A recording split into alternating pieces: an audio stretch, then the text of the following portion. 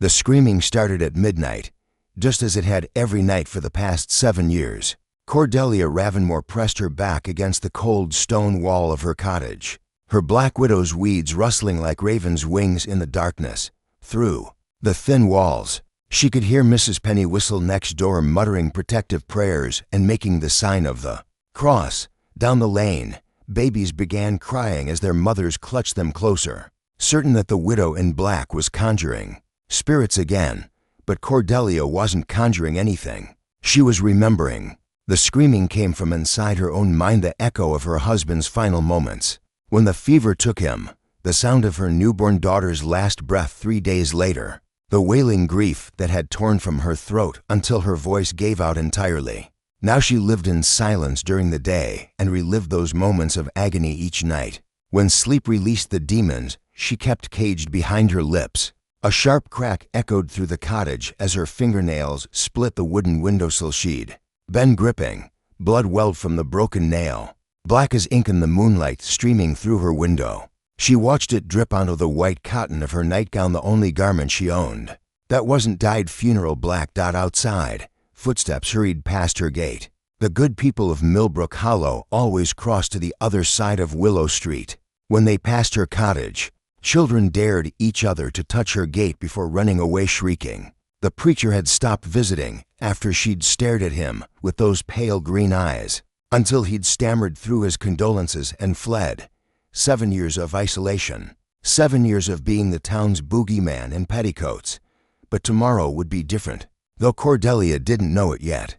Tomorrow, Lysander Thornfield would return from 12 years of self-imposed exile in the Northern Territory. And everything in Millbrook Hollow would change. The next morning dawned gray and bitter, with frost coating the autumn leaves like crushed diamonds. Cordelia wrapped her black shawl around her shoulders and stepped into her garden to gather the last of the herbs before winter killed them entirely. Feverfew for headaches, lavender for sleeplessness, bloodroot for, well, she tried not to think about what she'd originally planned to use bloodroot for. During those darkest days after the funerals, she was kneeling beside the rosemary bush when the shadow fell across her garden. A massive shape blocked out the weak sun, and she looked up to see a man standing at her gate, the first person in 7 years who hadn't crossed the street to avoid her.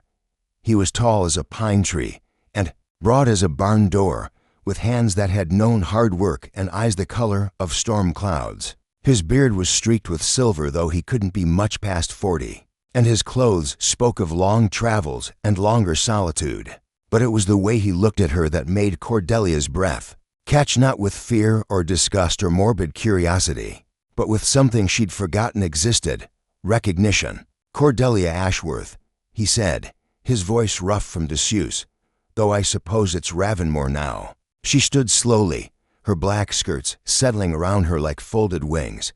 "Do I know you?" "You did. Once, before you married Edgar Ravenmore, and I ran off to chase silver dreams in the Yukon." He opened the gate without permission and stepped into her garden. "I'm Lysander Thornfield." The name hit her like lightning. Little Lysander from the farm next to her father's place. The boy who'd pulled her pigtails and brought her wildflowers and promised to marry her someday, before her father had arranged her match with the prosperous Edgar Ravenmore instead. "Lysander," she whispered, and the sound of her own voice startled her. She hadn't spoken aloud to another soul in months. "I heard about Edgar, about the baby." His eyes were kind but direct. "I'm sorry for your loss." She waited for him to cross himself or mumble a prayer or hurry away like everyone else did. Instead, he reached out and touched one of her black roses, a variety she'd cultivated herself. "Dark as midnight and beautiful as sin. You always did have the finest garden in 3 counties." He said, "Some things never change. Everything changes," she replied, surprised by the bitterness in her voice. "Not everything." He looked at her then with those storm-gray eyes, really looked at her, seeing past the widow's weeds and the reputation for witchcraft and the 7 years of grief that clung to her like fog. "You're still the most beautiful woman I've ever seen." Cordelia's hand flew to her throat. No one had called her beautiful since Edgar's funeral. No one had called her anything except that witch or the widow in black, or, when they thought she couldn't hear, that poor mad thing. "I'm not," she started, but he shook his head. Don't, he said firmly, don't tell me what you're not. I've got eyes, and I know what I see.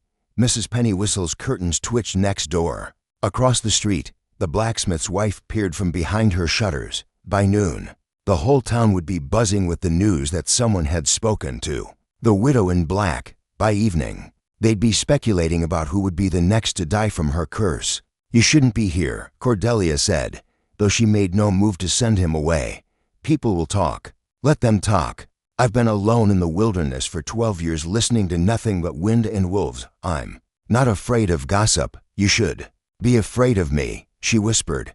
Lysander stepped closer, close enough that she could smell leather and wood smoke and something wild that spoke of vast distances and endless skies. Why? Because I'm cursed.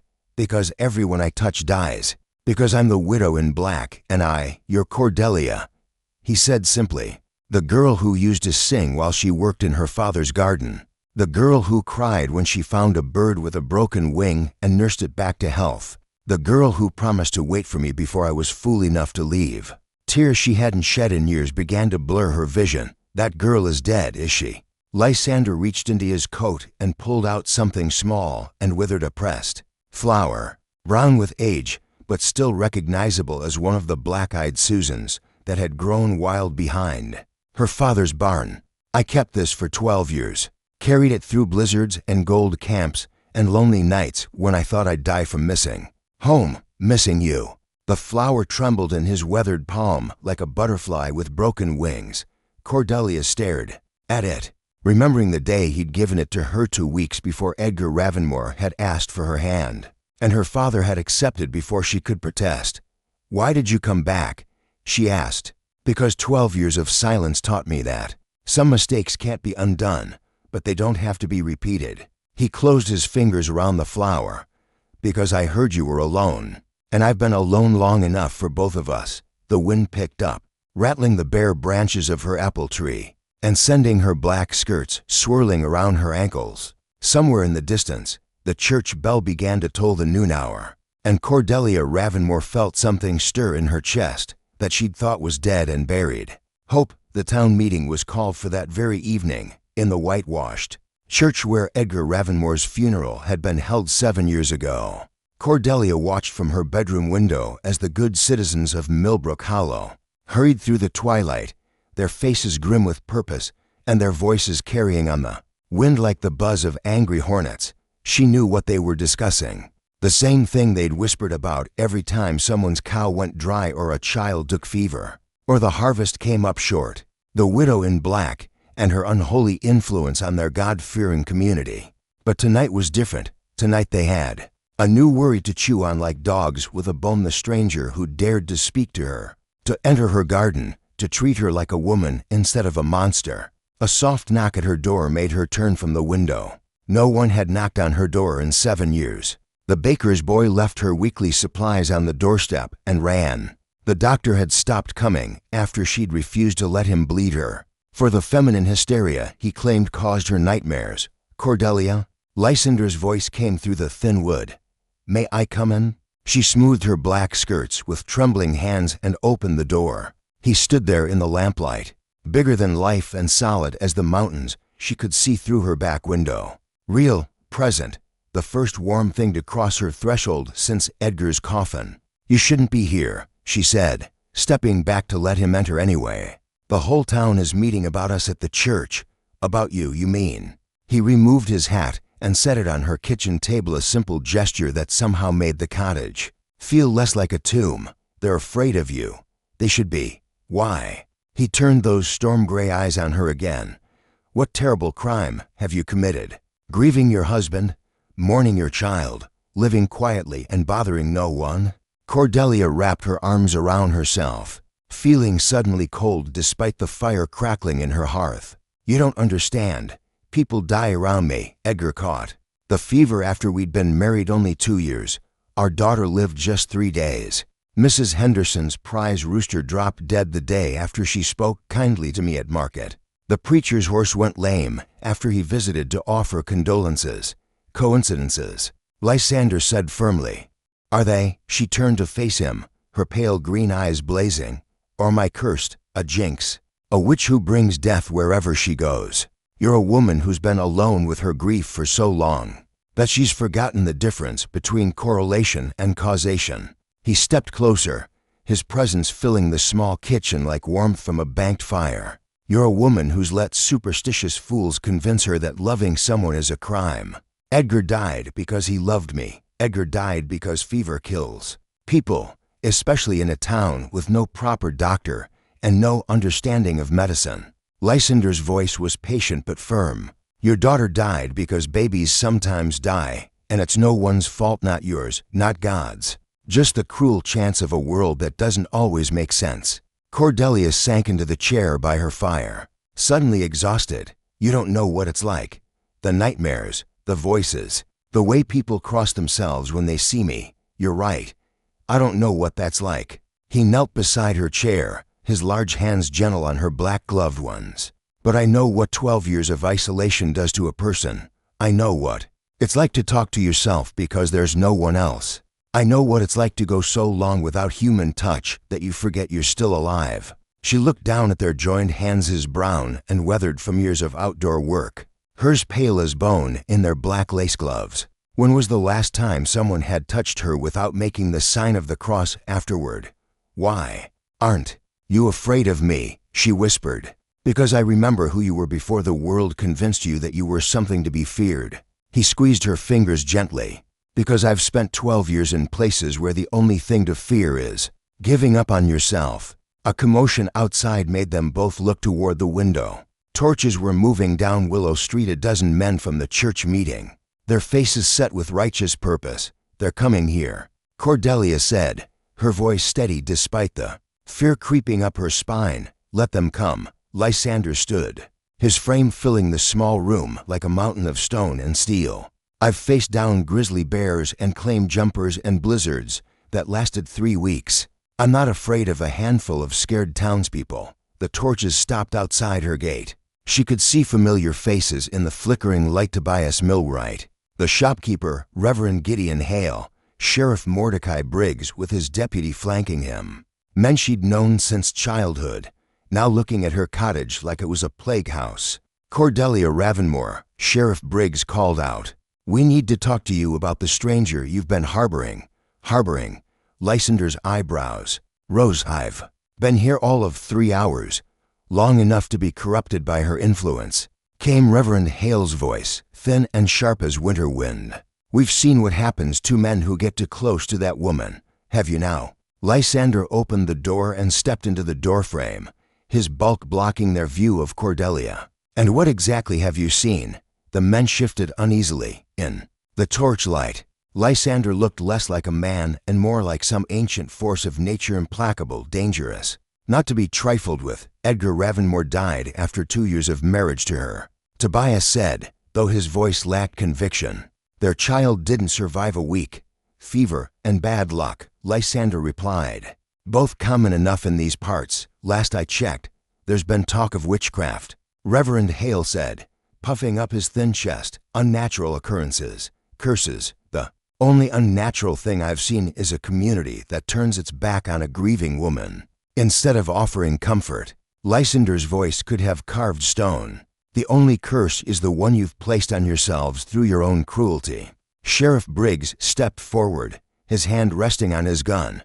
Now see here, stranger, we don't know you or your business, but this woman, Lysander interrupted, is under my protection now. Anyone who has a problem with that can take it up with me personally. The sheriff's eyes widened as he took in Lysander's size, the breadth of his shoulders, the casual way he wore his own gun like it was part of his anatomy. Behind him, the other men muttered among themselves. She's bewitched you already, Reverend Hale declared. Mark my words, stranger, you'll be dead within a fortnight, just like all the others. Then I'll die a happy man, Lysander said, and turned back toward the cottage. Good evening, gentlemen. As he closed the door, Cordelia heard the sheriff calling after him, don't say we didn't warn you. But Lysander was already reaching for her hand, pulling her away from the window and the torches and the voices of people who'd forgotten how to show mercy. They'll never accept me, she said quietly. Then we'll make our own acceptance. He lifted her chin with one gentle finger. We'll build our own peace. Looking into his eyes, Cordelia almost believed it was possible. 3 days passed before the first test came.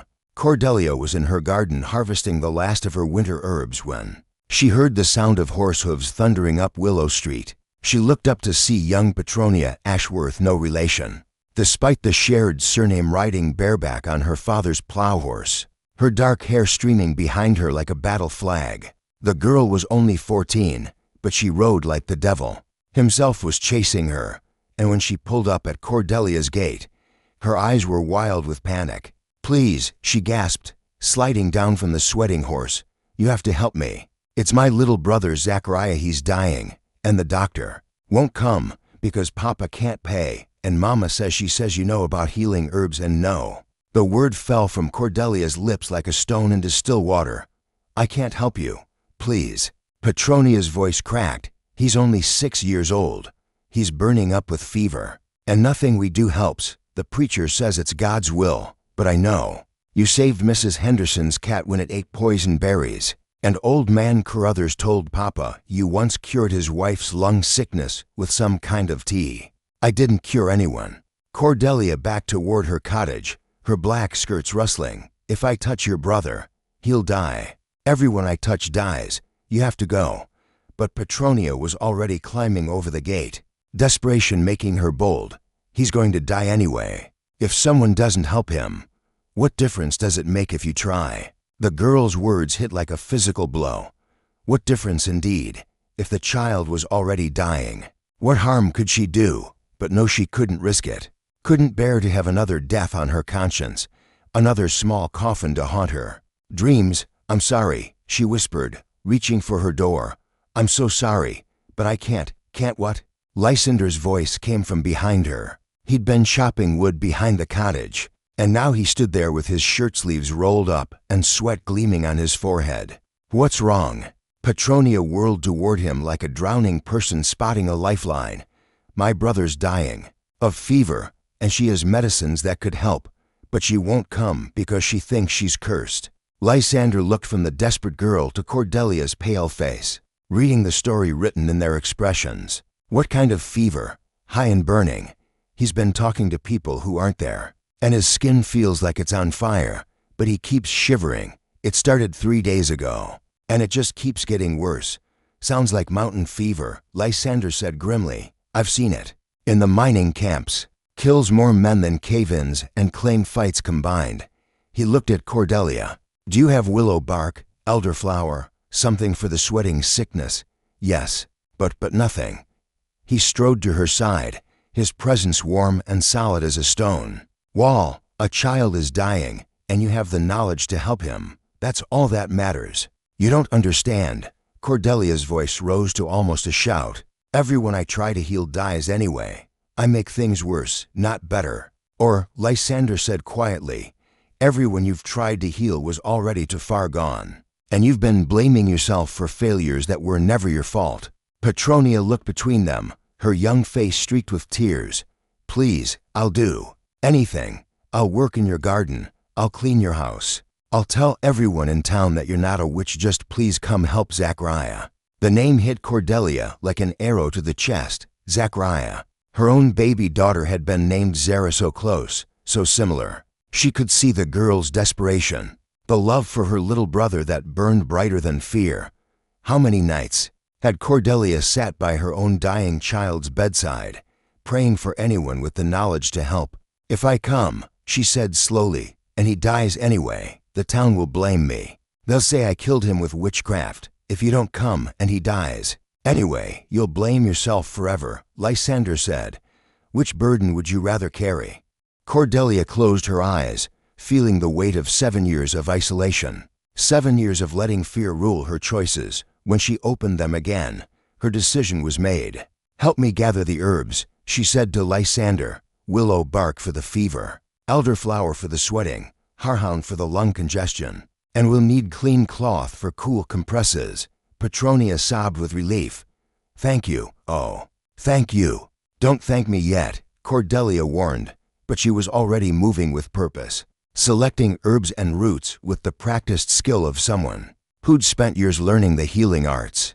If this goes badly, it won't, Lysander said firmly. Loading the supplies into a basket, you know what you're doing. I can see it in the way you handle those plants. This isn't guesswork. This is knowledge. The ride to the Ashworth farm took 15 minutes on Lysander's horse, with Cordelia riding behind him and Petronia leading the way on her father's plow horse. As they approached the small farmhouse, Cordelia could see curtains twitching in neighboring windows. Word traveled fast in small towns, and by evening everyone would know that the widow in black had emerged from her self-imposed exile. Inside the farmhouse, the scene was heartbreaking. Little Zachariah lay on a pallet near the fire, his small body burning with fever while his mother bathed his forehead with cool water. His father, a grizzled farmer named Horatio, looked up with a mixture of hope and terror when Cordelia entered.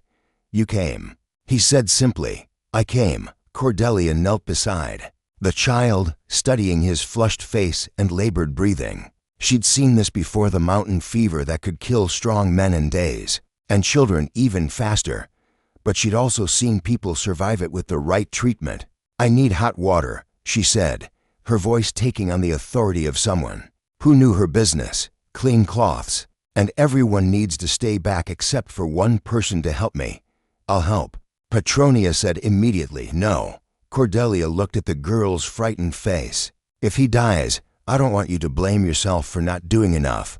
Lysander will help me." For the next 6 hours, they fought for the child's life. Cordelia brewed teas and applied compresses, monitored his breathing and adjusted his position to help his lungs clear. Lysander followed her instructions without question, his steady presence anchoring her when doubt crept in. At midnight, Zachariah's fever finally broke.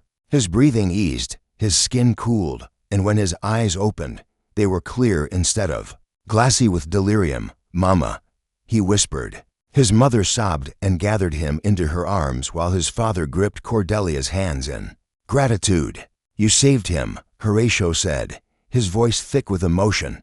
"You saved our boy." But Cordelia was staring at her own hands in amazement. For the first time in 7 years, someone she'd touched hadn't died. Someone she'd tried to heal had actually gotten better. "He's going to be fine," she said, wonder coloring her voice. "He's really going to be fine." Lysander smiled at her from across the room. "Told you so." As they prepared to leave, Petronia caught Cordelia's sleeve. "What do I tell people about tonight?" Cordelia looked out the window at the dark street, knowing that by morning the story would spread like wildfire. The widow in black had saved a child's life, the supposed witch had proven herself a healer. "Tell them the truth," she said finally. "Tell them Zachariah Ashworth lived." By dawn, half the town knew that little Zachariah Ashworth was sitting up in bed asking for breakfast, instead of lying on his deathbed. By noon, the other half had heard that the widow in black had worked some kind of miracle, though whether it was holy or unholy remained a matter of heated debate. Cordelia sat in her kitchen, staring at her hands over a cup of coffee that had long since gone cold. She kept flexing her fingers, as if expecting to see some visible change, some mark that proved she was a healer instead of a harbinger of death. "Still can't quite believe it?" Lysander asked, settling into the chair across from her. He'd been splitting firewood outside, preparing for the winter that was already nipping at the edges of autumn. "It's been 7 years, she said quietly. 7 years of believing I was cursed, that anyone I touched would die, and then in one night you remembered who you really are." He reached across the table to cover her hand with his. "You were always meant to heal, Cordelia. I remember watching you when we were children. You couldn't walk past a hurt animal without stopping to help. You had a gift even then." A sharp knock at the door interrupted them. Cordelia tensed, remembering the torches and angry voices from a few nights ago, but Lysander squeezed her hand reassuringly. "I'll get it," he said, rising from his chair. But when he opened the door, it wasn't an angry mob waiting outside. It was Mrs. Fenella Brightwater, the banker's wife, holding a crying infant against her shoulder. "Please," she said, her usually perfect composure cracked with desperation. "I know we haven't been kind to you, Mrs. Ravenmore, but my granddaughter has been crying for 3 days straight, and nothing we do helps. She won't eat, won't sleep, and the doctor says there's nothing wrong with her. But I know something is. Cordelia rose slowly, every instinct telling her to send the woman away. The banker's family had been among the loudest voices calling her a witch. Mrs. Brightwater had crossed herself and hurried past Cordelia's house countless times. "You want my help?" Cordelia asked, unable to keep the bitterness from her voice. "The same woman who told Reverend Hale I was consorting with demons." Mrs. Brightwater's face flushed red. I was afraid. We all were. But fear doesn't excuse cruelty, and I'm sorry for that. Truly sorry." The baby's cries were thin and weak, the sound of a child in genuine distress. Despite everything, Cordelia felt her healer's instincts stirring. She'd delivered enough babies and helped enough new mothers to recognize the signs of a feeding problem. "Let me see her," she said, stepping forward. Mrs. Brightwater placed the infant in Cordelia's arms with trembling hands. The baby was tiny, probably no more than a month old, with the red, wrinkled face of the recently born. But her cries were wrong to weak, to constant. "She's not getting enough milk," Cordelia diagnosed immediately. "Your daughter's milk hasn't come in properly, has it?" "How did you?" Mrs. Brightwater stared in amazement. "The doctor said that was normal.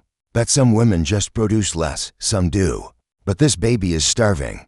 Cordelia was already moving toward her kitchen, the infant cradled securely in her arms. "I can make a formula that will help, and I have herbs that will increase milk production."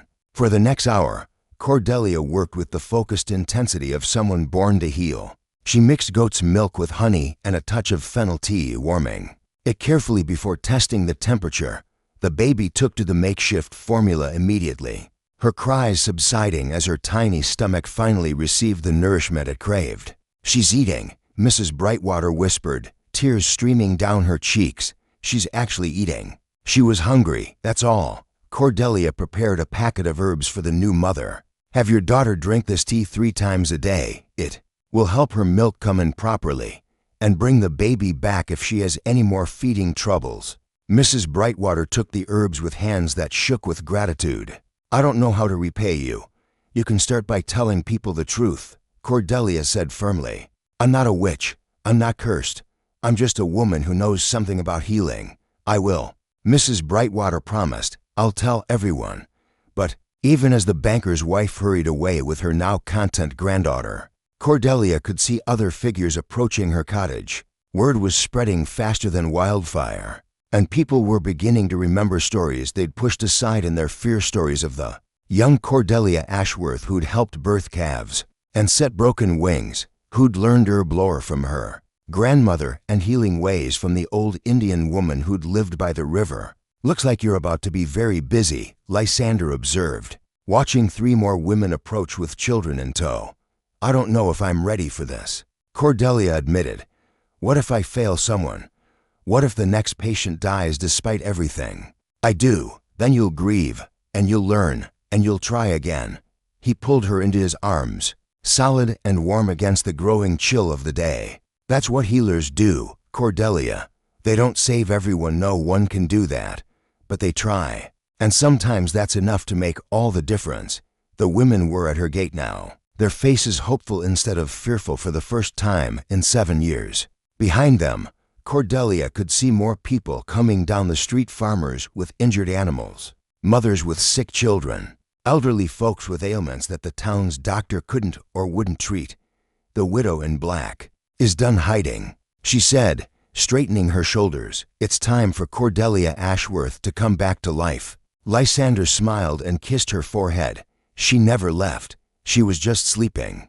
As Cordelia opened her gate to welcome her first real patients in 7 years, she felt something she hadn't experienced since before Edgar's death. Purpose. Not just the purpose of survival or the purpose of enduring, but the deep, soul-level purpose of being exactly who she was meant to be. The healing had begun. And this time, it wasn't just for others. It was for herself. Winter arrived early that year, blanketing Millbrook hollow in snow by the first week of November. But inside Cordelia's cottage, warmth blazed from both the hearth and the constant stream of visitors, who had transformed her once lonely home into the town's unofficial medical center. "Hold still, Mr. Carruthers," Cordelia said firmly, wrapping a poultice around the old man's swollen ankle. This comfrey and willow bark will reduce the swelling, but only if you keep it on properly. Yes, ma'am, the elderly farmer replied, his weathered face creased with gratitude. Don't know why we ever listened to that fool talk about you being cursed. Best healer this side of the mountains, that's what you are.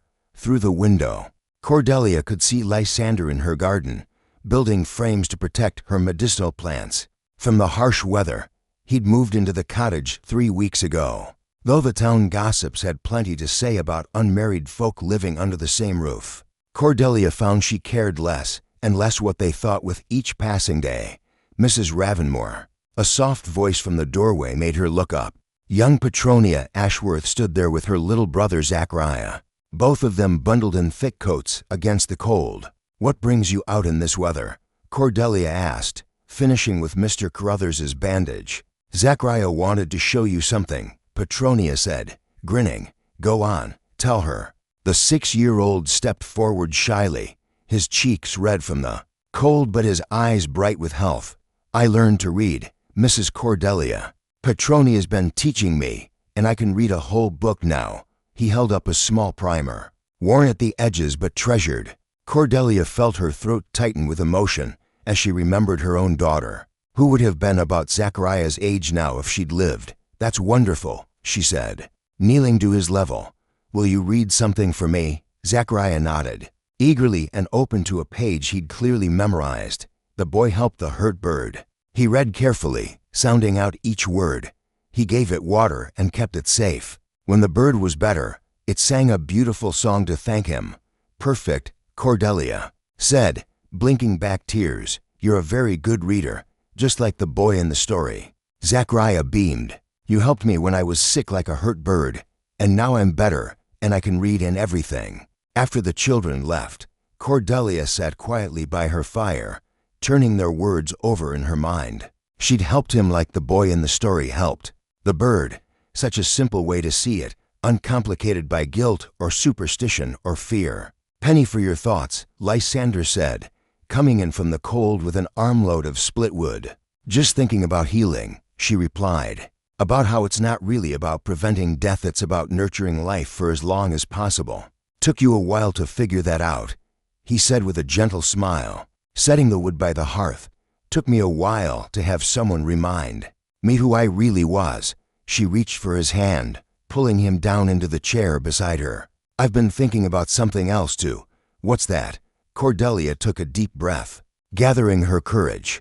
The townspeople have been asking when we're going to make our arrangement official, and I realize I want to, not because of gossip or propriety, but because I love you, because I want to build a life with you, not just exist in the same space. Lysander's storm gray eyes grew warm. Are you proposing to me, Cordelia Ashworth? Cordelia Ravenmore, she corrected. And maybe I am. What do you think about